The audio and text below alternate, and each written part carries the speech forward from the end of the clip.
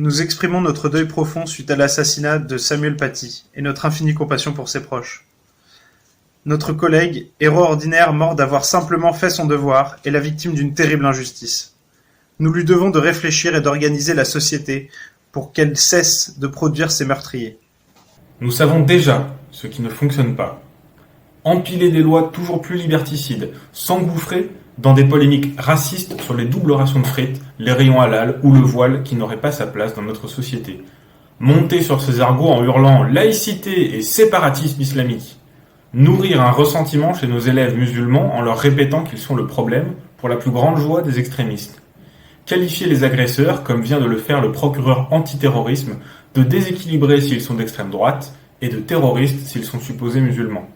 Applaudir Charlie et la liberté d'expression tout en bâillonnant les profs et les associations qui défendent les opprimés. Décrédibiliser les profs en les traitant de décrocheurs.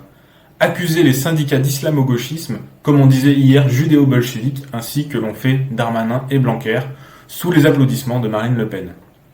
Tout cela, c'est précisément l'objectif des fanatiques. Détruire la liberté et polariser la société. Dans ces conditions, qui est complice du fascisme et de l'islamisme ? Ces deux frères ennemis croisent tous deux sur la misère, le chômage, l'abandon, le mépris, les trafics, le racisme d'État. Tous ces facteurs sont renforcés par des politiques économiques, sécuritaires et sociales, celles du gouvernement, qui ne sait donner que des coups de menton et prendre des postures martiales, vociférer qu'il faut vivre ensemble tout en divisant. Nous ne devons pas transmettre le discours d'un gouvernement qui a choisi, par calcul électoraliste ou par conviction, d'épouser la rhétorique de l'extrême droite, en assimilant celles et ceux qui luttent contre les discriminations à des fanatiques violents. En tant que fonctionnaires, nous ne servons pas le gouvernement mais l'État, et sa devise est liberté, égalité, fraternité. En tant qu'enseignante, notre devoir est de protéger nos élèves et de leur donner un cadre serein pour apprendre. Nous combattons avec ce qui fonctionne. Enseigner et appliquer les lois sur la haine religieuse ou raciale, la loi de 1905, enseigner la laïcité comme l'a fait Samuel Paty, sans fausse pudeur, mais avec tact.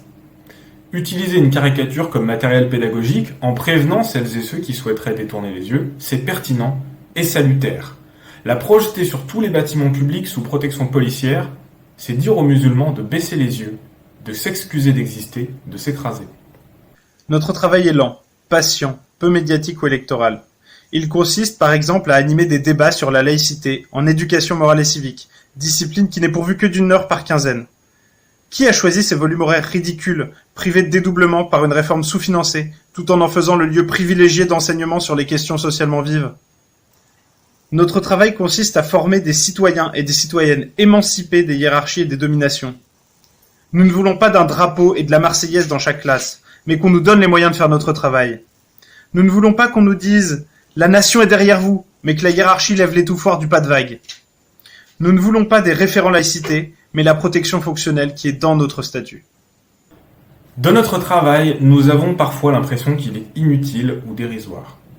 Pourtant, à voir combien les réactionnaires, fascistes ou islamistes nous détestent, nous sentons que parfois, il nous arrive de pousser dans la bonne direction.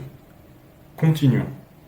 Sans céder un pouce à la peur ou aux pulsions de vengeance.